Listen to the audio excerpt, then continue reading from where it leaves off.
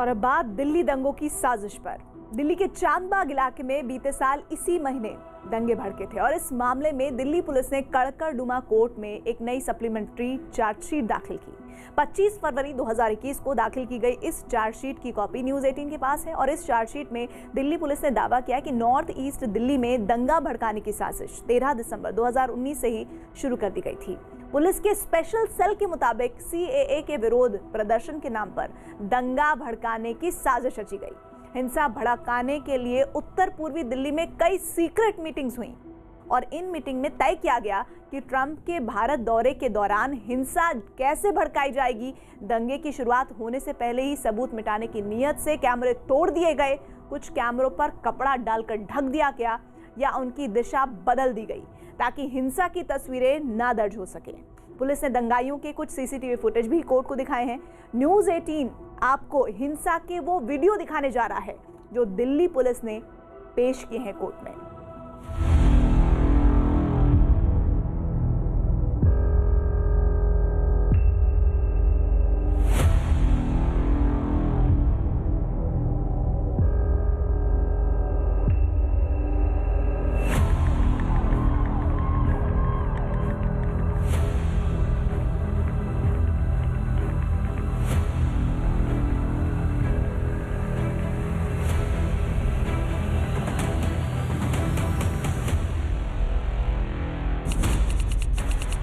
योजना बनाई, दिल्ली जलाई।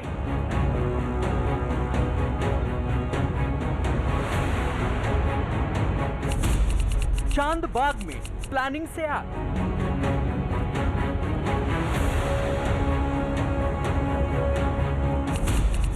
तेरह फरवरी से साजिश।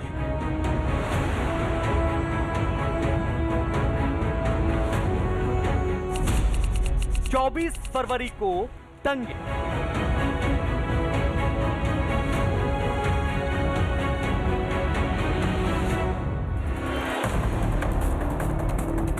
ये वो दावे हैं जो दिल्ली पुलिस की स्पेशल सेल ने किए हैं।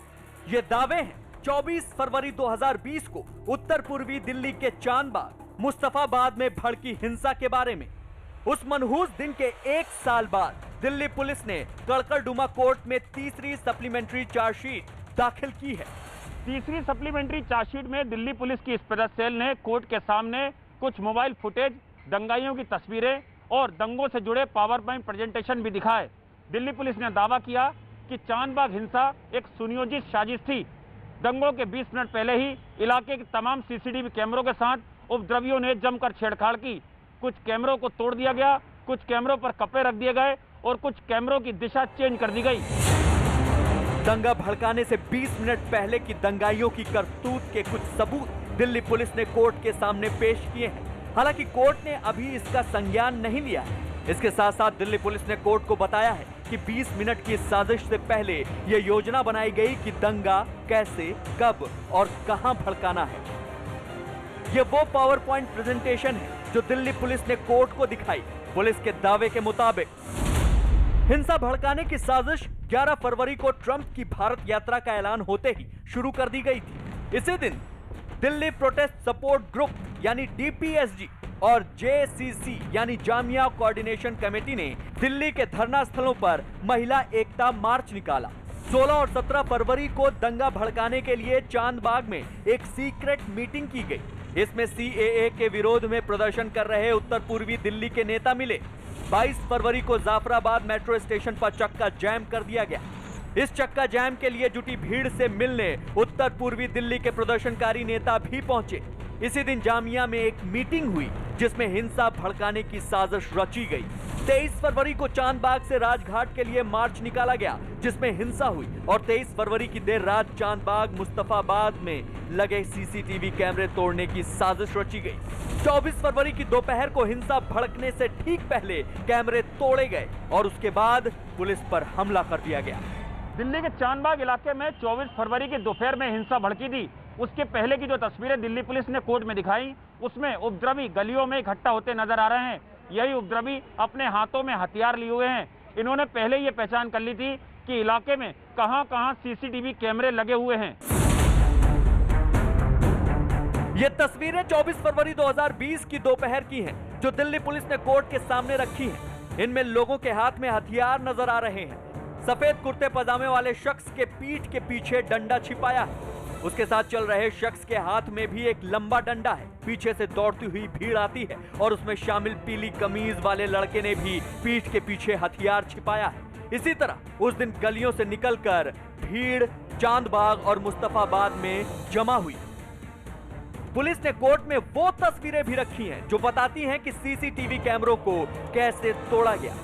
इस तस्वीर में दिख रहा है कि भीड़ जमा होकर कैमरे की पहचान कर रही है। ये तस्वीर चांदबाग के गली नंबर 5 की है। पुलिस के मुताबिक दंगा शुरू करने से पहले सबूत मिटाने की नीयत से इसी तरह कैमरे की लोकेशन खोजी गई। ये तस्वीर देखिए। पुलिस के मुताबिक ये तस्वीर 24 फरवरी 2020 को चांदबाग की गली नंबर 4 की है। इसमें भीड़ कैमरे की तरफ देख रही है। कैमरे की पहचान करने के बाद इसकी दिशा बदल दी गई। दूसरी तस्वीर में गली नंबर 4 में ही 182 नंबर कैमरे को तोड़ता एक लड़का दिख रहा है। इस तस्वीर में दिख रहा है कि इन कैमरों पर कपड़ा डाल दिया गया और नीचे पुलिस ने लिखा है कि दोनों कैमरे दोपहर 12:41 पर बंद कर दिए गए। चौथी तस्वीर में दिख रहा है चांदबाग की गली नंबर 3 का कैमरा। पहले इस कैमरे के आगे भीड़ नजर आती है। लोग कैमरे की ओर इशारा करते दिख रहे हैं। इसके बाद इसकी भी दिशा बदल दी गई। पुलिस ने ऐसी बहुत सी तस्वीरें तीसरी सप्लीमेंट्री चार्जशीट में कोर्ट के सामने रखी हैं। पुलिस के मुताबिक 24 फरवरी को चांदबाग की गलियों में भीड़ जमा हुई। पहले भीड़ ने कैमरों की लोकेशन की पहचान की। हिंसा वाली जगह के 35 कैमरे तोड़ दिए गए। 26 कैमरों को कपड़ों से ढक दिया गया ताकि तस्वीरें न रिकॉर्ड हो और कुछ कैमरों की दिशा बदल दी गई। दिल्ली पुलिस ने पावर पॉइंट प्रेजेंटेशन के जरिए यह भी बताया कि कैसे चांदबाग में अचानक भीड़ जमा हो गई। पुलिस ने मैप के जरिए बताया है कि करावल नगर रोड से नाला से सटी सड़क से चांदबाग की गली नंबर 3, 4, 5, 11 और 12 से लोग निकले और 25 फुटा रोड पर भीड़ जमा हो गई। करावल नगर रोड से आने वाली भीड़ 25 फुटा रोड की भीड़ से मिली और पुलिस पर हमला बोल दिया। इस हमले में दिल्ली पुलिस के हेड कांस्टेबल रतन लाल शहीद हो गए और डीसीपी अमित शर्मा और एसीपी अनुज शर्मा घायल हो गए थे। डीसीपी सर थोड़ा सा छिटक गए थे, तो मेरे माइंड में जो एक सिंगल हैंडेडली ये चल रहा था। फिर जब नर्सिंग होम पहुँचे, रतन को ऑलरेडी जो मेरे स्टाफ ने वहाँ पर शिफ्ट कर दिया था और सर की और रतन की इंजरी सबसे सीरियस थी जी। तो फिर माइंड में यही आया था कि सबसे पहले इनको लेकर हमें तुरंत के तुरंत हॉस्पिटल निकलना है। दूसरा मैं एक बात और बताना चाहूँगा कि जैसे जैसे दंगाई वहाँ नर्सिंग होम के पास इकट्ठा हो रहे थे, हम वहाँ से निकल तो गए हैं लोग, फिर उसके गाड़ी के ऊपर भी पत्थर पड़े, वाया सर्विस रोड निकल गए हैं। बाद में मुझे पता चला जब हॉस्पिटल गए हैं कि उसको नर्सिंग होम को भी तोड़ फोड़ दिया था और उसमें भी आग लगा दी। दिल्ली पुलिस ने कोर्ट के सामने 24 फरवरी की हिंसा का पूरा प्लान रखा है। ये वो तस्वीरें हैं जो बता रही हैं कि हिंसा से 20 मिनट पहले कैसे दिल्ली को आग में झोंकने की तैयारी की जा रही थी।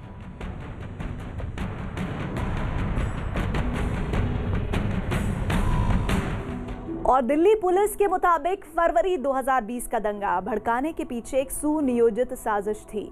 दिल्ली पुलिस ने इस हिंसा के लिए 2 संगठनों को जिम्मेदार बताया है। ये दोनों संगठन तभी बनाए गए थे जब दिल्ली में सीएए के विरोध में धरना प्रदर्शन जारी था।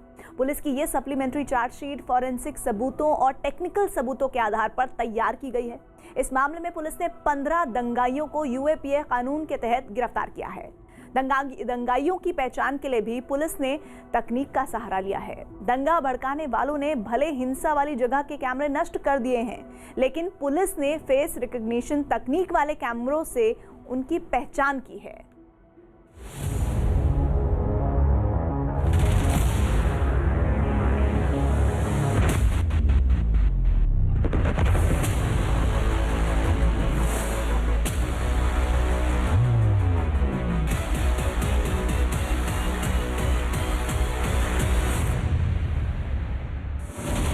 भीड़ बनकर आए दंगाई, योजना बनाकर बोला हमला। दंगे से पहले बनाए हथियार। दिल्ली पुलिस का कहना है कि 24 फरवरी को चांदबाग से भड़के दंगे के पीछे साजिश थी। देश की छवि खराब करने की। इसकी तैयारी दिसंबर से ही शुरू कर दी गई थी और पुलिस का कहना है कि इसके पीछे थे 2 संगठन। 13 दिसंबर 2019 को हिंसा भड़की न्यू फ्रेंड्स कॉलोनी में। इसके बाद 20 दिसंबर को सीलमपुर में पुलिस पर पथराव किया गया। इन दोनों घटनाओं के बाद DPSG के नाम से एक व्हाट्सएप ग्रुप बनाया गया।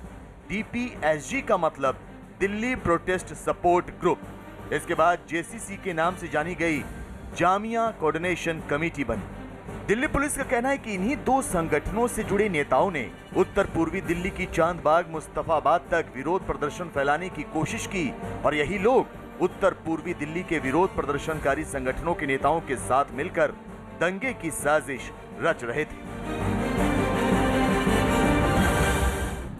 पुलिस ने हिंसा में शामिल कुछ लोगों की तस्वीरें भी कोर्ट में पेश की हैं। इस भीड़ में बच्चे भी नजर आ रहे हैं। पुलिस ने दंगे में शामिल एक आरोपी की तस्वीर भी कोर्ट में पेश की है। यह है दंगे का आरोपी आसिफ। तस्वीर में इसके साथ दिख रहे लड़कों के चेहरे नहीं दिखाए गए क्योंकि वो नाबालिग हैं। आसिफ के हाथ में दिख रही लोहे की रॉड एक खतरनाक हथियार है और वो हथियार है ये। लोहे की इस रॉड के एक सिरे पर 3 कटीले ब्लेड वेल्ड करके इसे हथियार में तब्दील कर दिया गया है। पुलिस ने ये हथियार आसिफ से बरामद किया है। आसिफ पहले भी दंगे के आरोप में गिरफ्तार हो चुका है। पुलिस ने ऐसी ही कई तस्वीरें कोर्ट में पेश की हैं। दंगाई तो हर सबूत मिटाने के इरादे से सड़क पर उतरे थे। दिल्ली पुलिस के मुताबिक दंगाइयों का पूरा प्लान था कि मौका वारदात पर मौजूद तमाम सबूतों को मिटा दिया जाए। यही वजह है कि इलाके के कई CCTV कैमरों के साथ छेड़छाड़ की गई, लेकिन पुलिस के हाथ कुछ ऐसे CCTV कैमरे भी लगे जिसमें दंगाइयों के चेहरे कैद हो गए।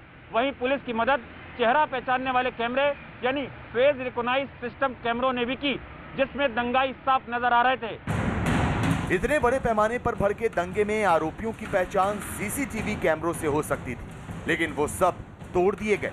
लेकिन पुलिस को कामयाबी घटना स्थल के आसपास लगे खास कैमरों से मिली। दिल्ली पुलिस ने FRS कैमरों से आरोपियों की पहचान की।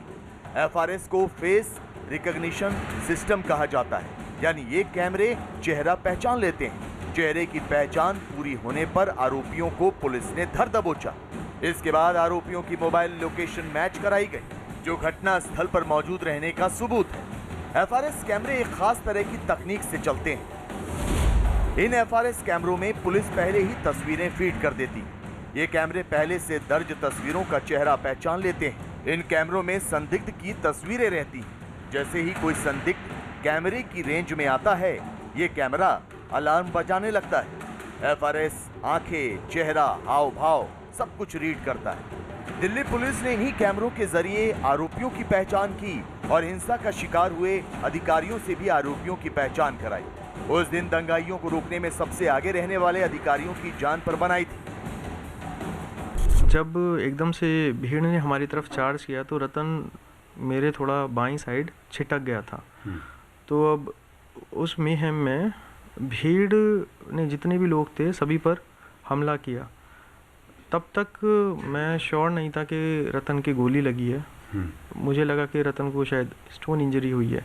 वो नेक्स्ट डे हमें PM में पता चला कि उसको गोली लगी है। दिल्ली दंगों की जांच पुलिस फॉरेंसिक सबूतों और टेक्निकल सबूतों के आधार पर कर रही है। पुलिस तीसरी सप्लीमेंट्री चार्जशीट दाखिल कर चुकी है।